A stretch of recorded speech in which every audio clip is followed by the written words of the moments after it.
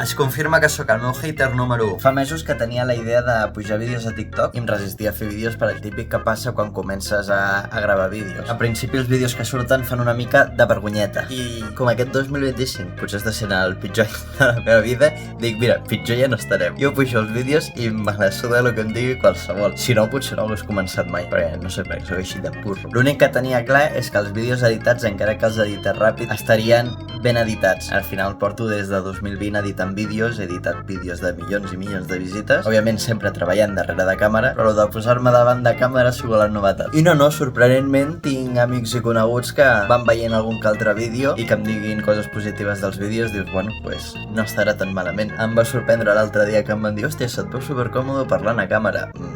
Perquè no he vist els bruts. Al final, mira com són les coses, que som nosaltres mateixos els que ens posem a 34 pals a les rodes i ens queixem que no avancem. Ja ho he dit alguna vegada, però a mi gravar vídeos no és algo que em superapassioni, però per temes artístics i de crear-se una marca personal, fer vídeos sobretot a TikTok, crec que és imprescindible. I si no ho fas tu, hi haurà una altra persona que també estarà dedicant 1000 hores a la teva mateixa disciplina i només que aquella persona, si faci vídeos a TikTok, ja et porta avantatge. Igual que en feines que no t'agraden et toquen fer les coses perquè et toquen fer les coses, en temes artístics jo crec que és com una obligació. Que jo al final estic pujant 3 vídeos al dia i dius, només pillen 300 visites. Doncs ja són 900 visites al dia. I funciona com funciona TikTok, d'aquestes 900, potser 700 són persones que mai s'han vist un vídeo teu. O sigui, cada dia 700 persones que no em coneixen de res veuen un vídeo meu.